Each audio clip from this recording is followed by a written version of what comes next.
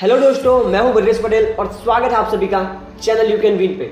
आज हम बात करने वाले एक ऐसी लड़की की कहानी के बारे में जिसकी जीत के सामने पूरी दुनिया झुक गई और उसने लाखों करोड़ों लोगों को इंस्पायर किया है। जी हाँ, मैं बात करने वाला हूँ विल्मा रुडोल्फ के बारे में। कहानी विल्मा रुडोल्फ की। विल्मा रुडोल्फ का जन्म टेनेसी के एक गरीब परिवार में हुआ था। 4 साल की उम्र में उसे डबल निमोनिया और काला बुखार यानी स्कारलेट फीवर ने गंभीर रूप से बीमार कर दिया। उसकी वजह से उसे पोलियो हो गया। वह पैरों को सहारा देने के लिए ब्रेस पहना करती थी। डॉक्टर ने तो यहाँ तक कह डाला था कि वह जिंदगी पर चल फिर नहीं सकेगी, लेकिन विल्मा की मां ने उसकी हिम्मत बढ़ाई और कहा कि ईश्वर की दी हुई क्षमता, मेहनत और लगन के दम पर वह जो चाहे वो हासिल कर सकती है। यह सुनकर विल्मा ने कहा कि वह दुनिया की सबसे तेज दौड़ने वाली रनर बनना चाहती है। 9 साल की उम्र में डॉक्टर के मना करने के बावजूद विल्मा ने ब्रेस को उतारकर अपना पहला कदम उठाया, जबकि डॉक्टर ने कहा था कि वह कभी चल नहीं पाएगी। 13 साल के होने पर उसने अपनी पहली दौड़ प्रतियोगिता में हिस्सा लिया और सबसे पीछे रही।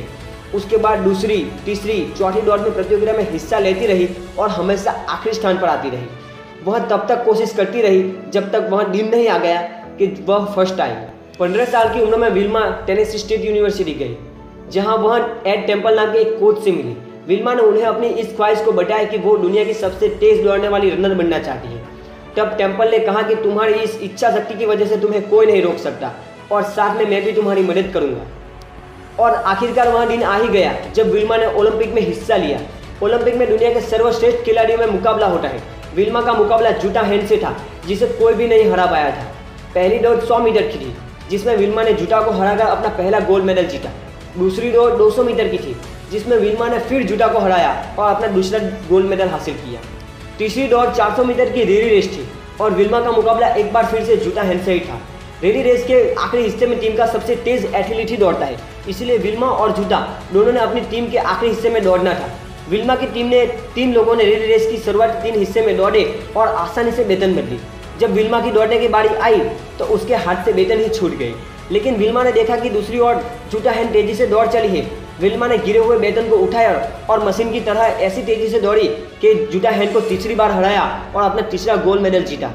और यह बात इतिहास के पन्नों में दर्ज हो गई कि एक लकवाग्रस्त महिला ने 1960 के ओलंपिक में दुनिया की सबसे तेज दौड़ने वाली रनर बन गई। तो दोस्तों, विल्मा रुडोल्फ से हमें क्या सीख मिलती है? हमें यह सीख मिलती है कि कामयाब लोग कठिनाई के बावजूद भी सफलता हासिल करते हैं, न कि तब जब कठिनाइयाँ नहीं होती। और अंत में मैं इतना ही कहना चाहूँगा, ना तकलीफें ना संघर्ष तो क्या मजा है जीने में। बड़े बड़े तूफान भी थम जाते हैं जब आग लगे हो सीने में। अगर वीडियो पसंद आए तो लाइक, शेयर एंड कमेंट। मैं Brajesh Patel you can win से आपके सपनों को पंख देते हुए फिर मिलते हैं नए वीडियो के साथ। Thank you so much.